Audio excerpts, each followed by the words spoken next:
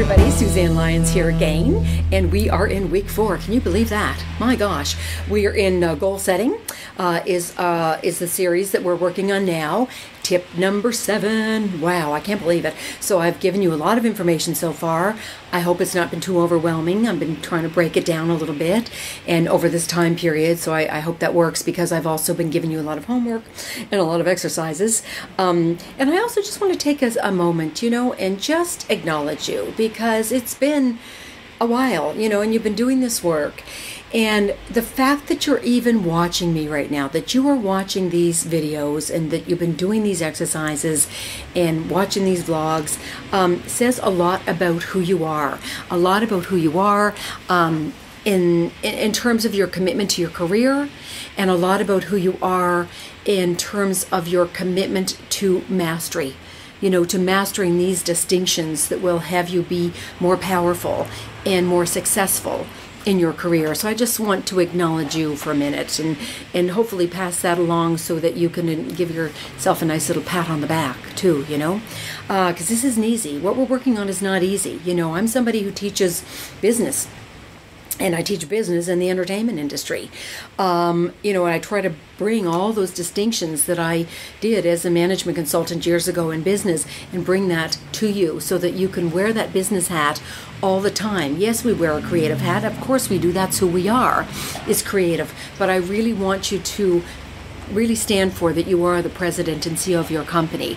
And as the CEO of your company, you will take totally different actions than you would if you were like, oh, well, I'm just an actress, with people running my life for me like my manager and my agent. No, you are in charge. And the more you get that, the more powerful the actions will be and the more success you will have. So I've really, thank you for staying with me now. That the fact that we're at my God, tip number 7, I just want to acknowledge you for this. Now, what today is about is requests, right? What I want to say about requests, oh boy, they can make a huge difference. The thing about requests is they are common practice in the world of business. In every other business in the world, I guarantee you, it's common practice, except for show business. I don't know what it is about show business that people don't make requests. There's something like we feel, uncomfortable about it, but yet it makes the difference between getting the deal or not, the role in the movie or not, the job or not. That's how important it is. And yes, we feel like in this industry that, we're interfering, or we're interrupting, or we're overstepping our bounds. So we tend to speak in terms of a favor instead of a request. And I'm here to tell you, it's a business. Show business. God, the word business is even twice as big as the word show. Did you ever notice that? So let's get serious, guys, and let's start speaking in the language of business, for the love of God. Start making requests. What it does is it puts the ball back in your court. Also, it feels good. On the other side of the table, I love it when people have succinct, clear requests of me. So instead of asking for a favor, you're saying, let's say you're at a meeting and they're wanting to read your screenplay. You would say, well, thank you so much, for agreeing to reading my screenplay. I truly do think it is a perfect fit for your company, and I would like to know if I can call you 2 weeks from now to get your response. That way, it gives them an opportunity to say yes, no, or counteroffer. And let's say they counteroffer and say, I'm not going to be around. We're going on a company retreat, and 2 weeks doesn't work for me. Then what you do is come back with another request, keep the ball in your court, keep the power in your hands, all right? So can I call you in 3 weeks to see what your response is to my screenplay? And then they'll say yes, okay, or whatever. Like, in other words, make it very clear, very succinct, very specific requests. Now, it's the language of business, like I said. Here's your exercise, here's your homework that I'd like you to do. Remember last time in our tip number 6, we worked on creating your relationships display.